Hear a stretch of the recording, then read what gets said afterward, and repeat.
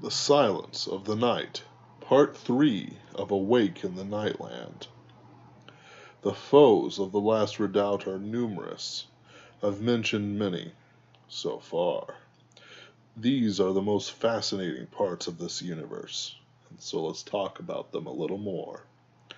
William Hope Hodgson creates a mental map of the vast bordered valley surrounding the last redoubt. Of course, it seems 100 miles wide and immeasurable miles long, and might as well be, as no back or front has ever been properly mentioned, except vaguely. The enemies in this story are often spiritual threats as much as physical. Often it's suggested that the afflicted adventurers slay themselves with a tablet set in their forearms, then be caught, or worst, destroyed body and soul by their foes. The excuse me, the villains, the siegers of mankind, do have a hierarchy, inverted, of course, but is more akin to the order of devouring, with the greater eating the lesser, until there is only the top tier left. And there's a good one right here, should be. Let's see here. This is from The Last of All Sons. Let's see. I think the raid on the pantry was that evening, or had it been earlier. We needed water, and we found creatures enough like humans to have a supply. The near humans seemed to be made of flesh, and time passed for them as it did for us. They bowed before a shape like a pale mask that hung in the midst of a gray cloud above the deck. When the tendrils of cloud picked and when tendrils of cloud plucked up two of the near humans, they screamed in voices like ours, and the blood they shed was red.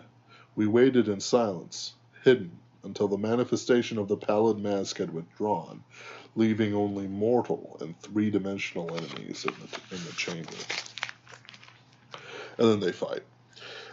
So, but not with the pallid mask, of course. I wouldn't dream of fighting that. Their malice is sometimes at odds with each other, but is never disunified when a human is out, because of the threat they represent, even like a virus infesting the minds of those who think about them. They are given descriptive names: the Northwest Watcher, the Thing That Laughs, the Silent Ones, the Pallid Mask, the Slowly Turning Wheel, the Dry Tree. In this way, their terrible force is blunted, a bit anyway, as a more traditional name would strengthen their already terrible power. Think about it. If it's like, you're the guy with the glasses, but my name is the Reading Rainbow Emperor. I'm not the guy with the glasses. That's somebody else, more famous than I am. Who doesn't know me or anything like that. I'm just using him as the first thing that popped into my head. You don't know what his name is, or maybe you do if you've actually watched his videos enough. But when I say the guy in the glasses, it does describe me. It describes him. It's his name. And it could be a guy named Bob that you know in your real life who happens to have glasses and a weird obsession with cats. You know, like it can do a lot more. But you have a very strong image of a certain individual with the name the guy in the glasses. Or Bob. Anyway. In the north there are 2 watchers, and several in the south. They move slowly, perhaps an inch a year. Ooh, I do have one written down on it. Perhaps a few inches a year. And they're doomed to be the ones to eventually break the siege. To my right, the thought-amplifying spyglasses looked out from the great embrasure upon the darkness and strange fires in the nightlands. I could see the shining eyes of the great watching thing of the southeast, looking at me. The thing was mighty as a mountain, and about its four paws, which had not moved in a million years or more, was encamped an army of blind ones, of ogres, and of shaggy subhumans, of which more than half had stirred from the 6,000-year paralysis, and had been stirring since the days of my grandfather's youth, and the reddish haze of severe time-space distortion was all around them. Which, yes, it gets weird.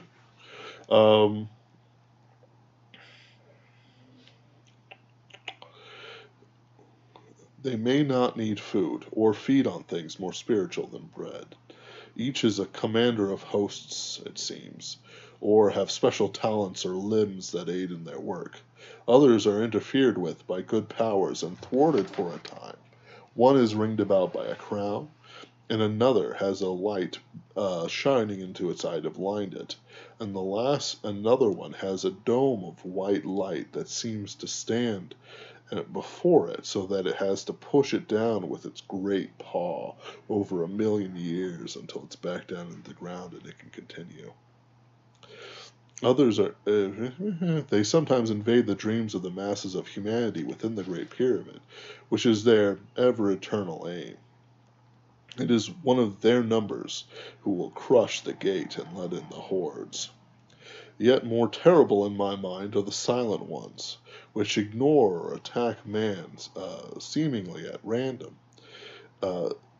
or over one spot of land, called the place where the silent ones kill. Their somber appearances are never dulled or made comical, except when the good powers allow a character to escape their ghostly clutches, like one did to Telemachus way back when.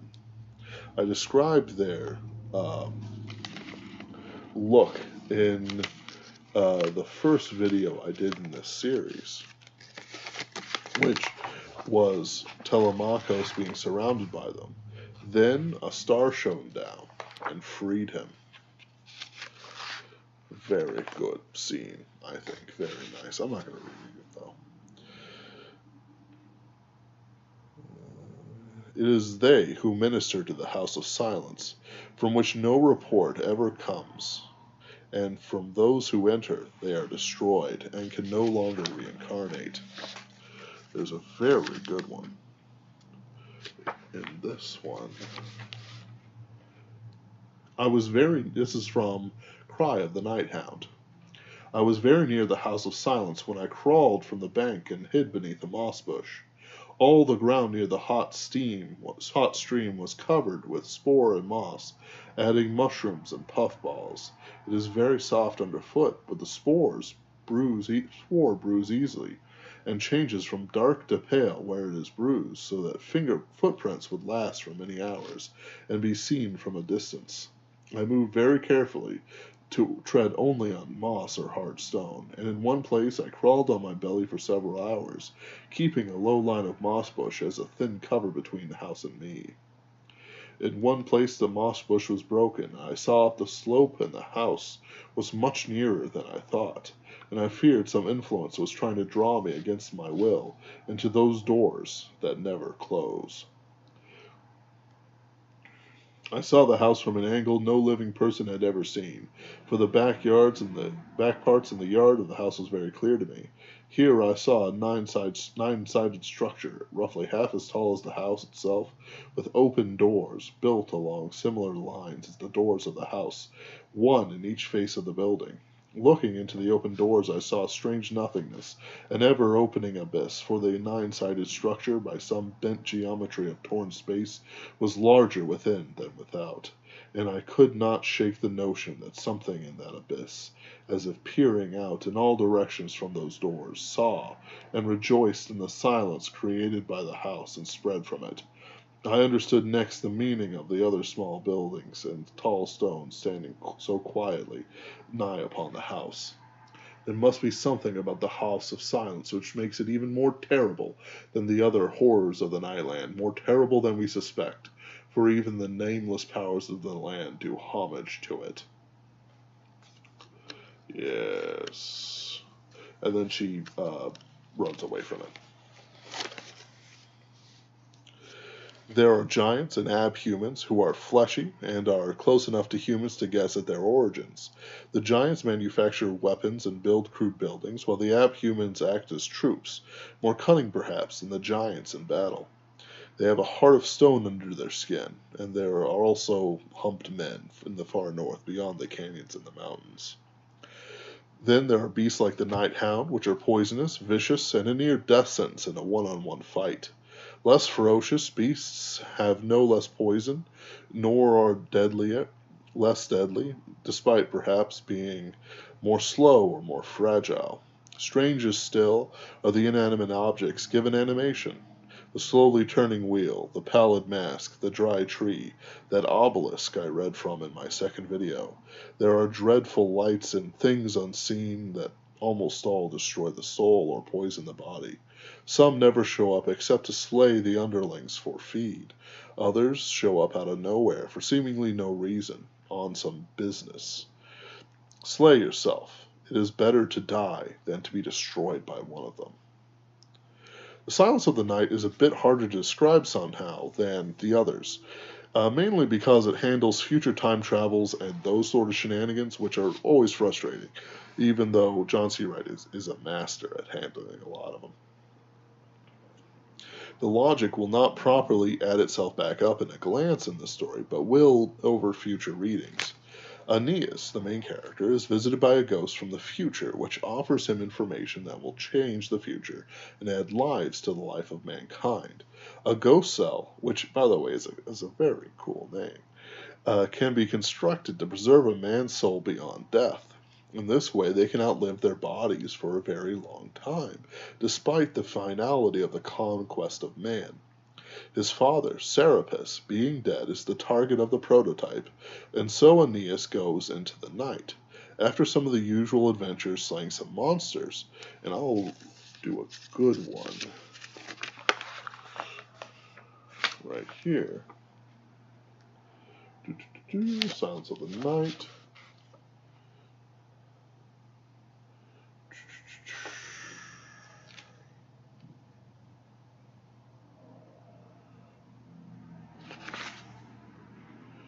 No? Nope, not this one. I'm real sorry. Oh, look at the last readout. There we go.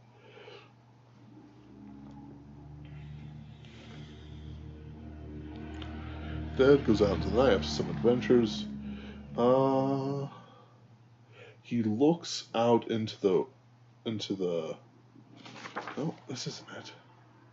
I was gonna read a lot more than I actually ended up reading in almost all my videos. So of course, like my plan is more of what I feel.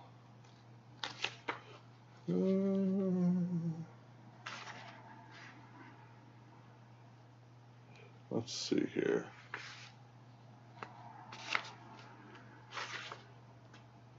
Brooding malice. Climbed.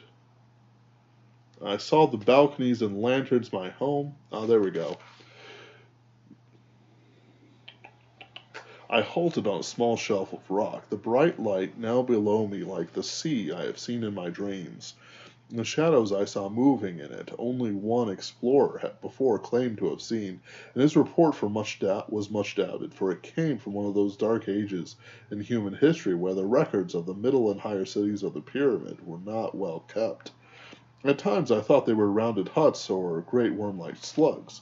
They made no noise whatsoever, but the blue fires that clung to this place did not harm them, so I knew them not to be made of matter as we understood it. I made my cloak radiate powerful warmth and reclined on it, and rested, and ate of the tablets of sustenance. I drank also from my cup, for I was much athirst. The gratitude I felt escaped from my brain elements like a sigh. That was a mischance. Even without my any taste or luxury, the act of consuming food and water was too wholesome for this place, and in my weariness I let slip my wariness. For as I drank, I had raised my eyes, and then my cup, in salute to the mighty home of life, in the vast dark behind me. I could see the last redoubt, shining and beautiful in the distance, though the air, like an inaudible glissando of music thrilling around me. I felt the gathered thoughts and good wishes of millions watching through the viewing tables and spyglasses. I also saw the shape of the northwest watching thing, its shoulder and rear parts of its misshapen skull silhouetted. Um, let's see here. And then, yes. And then essentially he is struck by a bolt of fear, which roots him to his place. But it's an excellent adventure, probably one of the best scenes in this book. Um, he discovers his father's corpse preserved by one of the good powers, so that his soul came to no harm in his death. Uh, I'll interrupt this again to say that the kudos scene, where he raises his cup to the last redoubt, is particularly well done. It shows goodness and it contrasts well against the evil that surrounds him and pursues him. Um, it's essentially the story like kind of diminished because he's punished for his salute, but at the same time it is allowed to happen. Sadly, this story has a theme of your good deeds will be punished in ways you will not understand, nor will be likely to accept. He frees his father's soul and absorbs it into the ghost cell. From there, his father discusses the traveler from the future. Excuse me. I've got a personal feeling the guy was low-key evil and willing to, and this is me talking, to extend the damnation of man because it allowed it a longer life, but also it allowed a longer suffering. So it's that, you know. At the end, the Nightlands assault the last redoubt and try to destroy Aeneas with a call to explore the ever deadly House of Silence, from which no sound or soul has ever returned. And there's a really good thing for that. That'll be very important for me to discuss. Come on, where are you?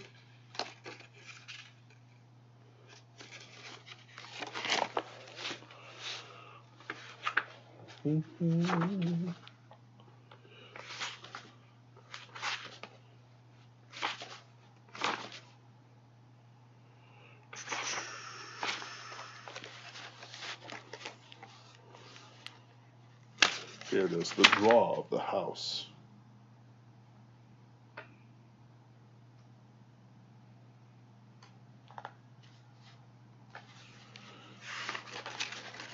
Such was my anger and grief as I turned away. Grief and anger. Perhaps I was meant merely to run into the darkness blindly without goal, or perhaps I thought the shattered stronghold filled with bones could be restored to energy and light, and I could live out my days alone, companioned only by my father's lifeless voice. But whatever it was I thought, I saw remote in the distance, where the great cloud of smoke had parted, merely the suggestion of a shadow within a shadow. One shadow was a low hill set with sanding stones, the other was the outline of the House of Silence. And I saw motionless little lights in the house, and I saw its doors were open as if inviting me to come inside. The allure of the doors was very great.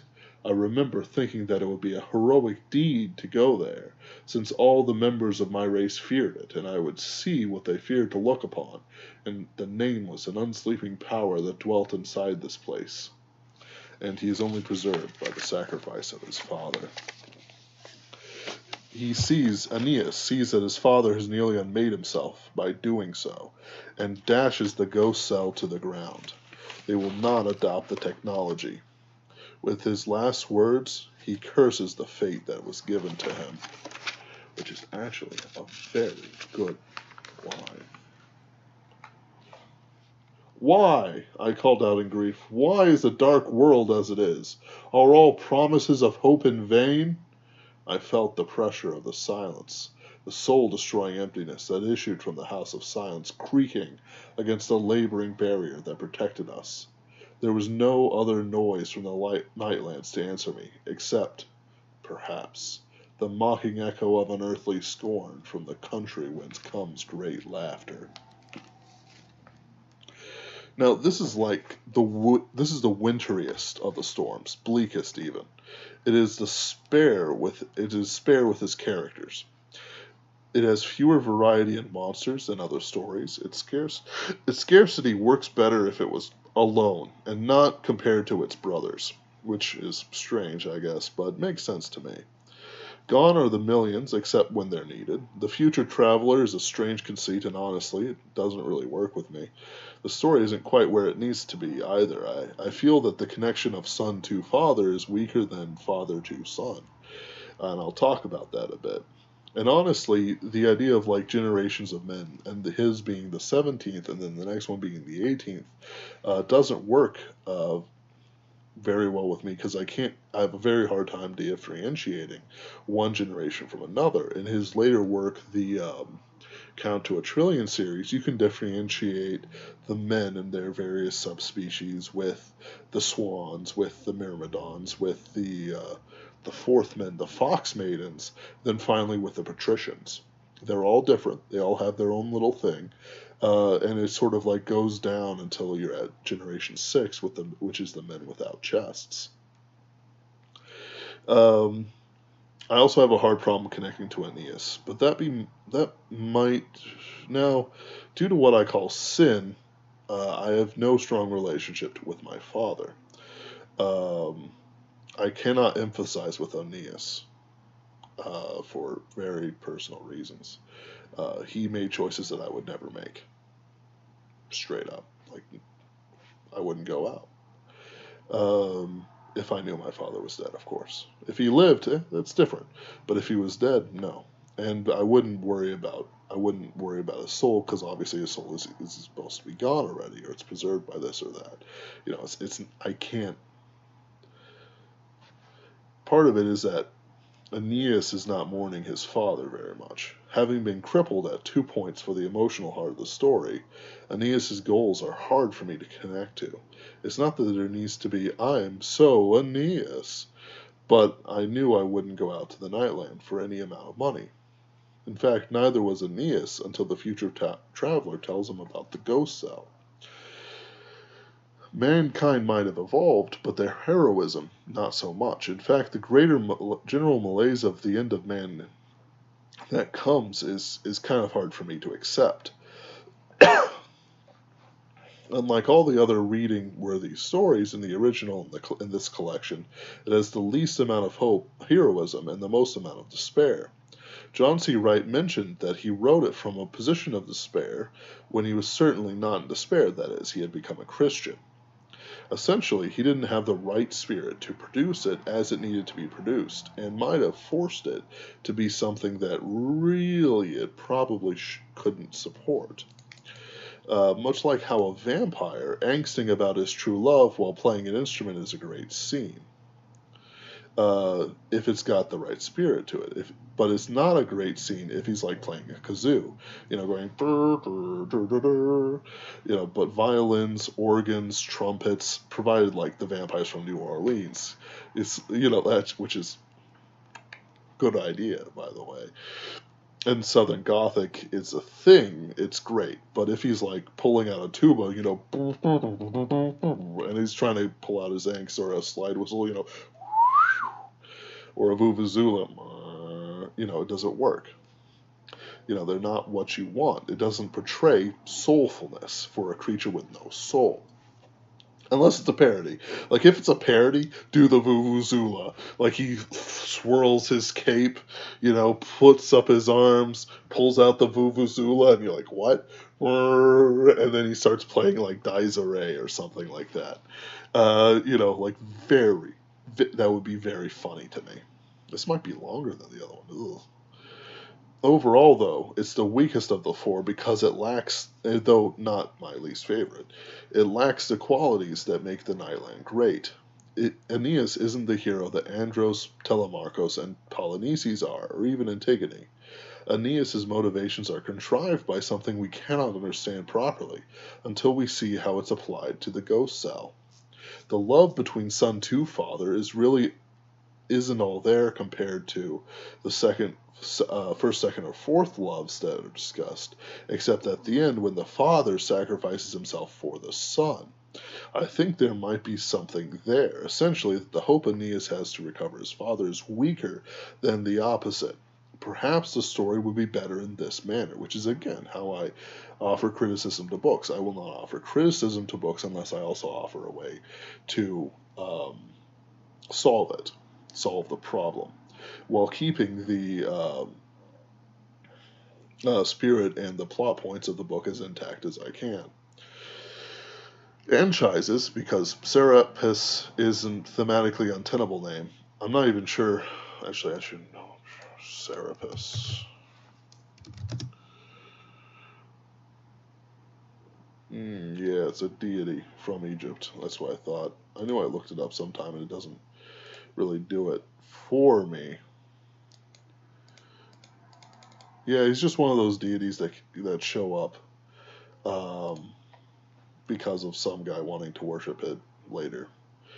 Though he does have death themes, it looks like it's not really the same as naming him Anchises, which I think would connect the theme of Aeneas saying Anchises, his father from the Trojan War, with Anchises saving Aeneas from the powers of the night. Anchises, Aeneas' father, is met by a future being who states that Aeneas can be recovered using the ghost cell. None of that we're going to live for a few thousand more years stuff really comes up. The sole motivation that is being said is the recovery. But it can be talked about in a certain way from Aeneas' perspective, which I'll mention earlier. Anchises goes out and suffers all the same adventures and happenstance that affect Aeneas. That part wasn't bad. Like, the adventures, very good. Very good scenes. When he meets Aeneas and pulls him from the ghost cell, Aeneas cries out that he's playing into the hands of the Futurians, who are a sect who want to live as long as possible and not die with grace, preferring corruption to death. The goal should not be a long life, but wholesomeness of life, Aeneas argues. He then describes the things that the Futurian describes to Aeneas in the original plot that takes up a lot of time, much like how I took up time for my thing. Rather, it would have been better for me to just not do it and bring it back. See that? I turned it around on you. Didn't think I was going to do that, and neither did I. So...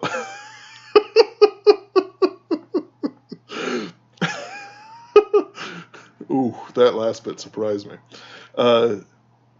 He describes all the things, same things. It's not the what, it's the how, after all. Anchises cannot destroy the ghost cell, being conflicted by his love for his son versus his love for a future. He doesn't want to see his son die again because he feels that it would harm his future at the expense of the futures of mankind. They reach the last redoubt in much the same way, and the House of Silence assaults their hearts and mind. Anchises is given the choice to flee to the House of Silence where he can protect his son forever, or so his madness says.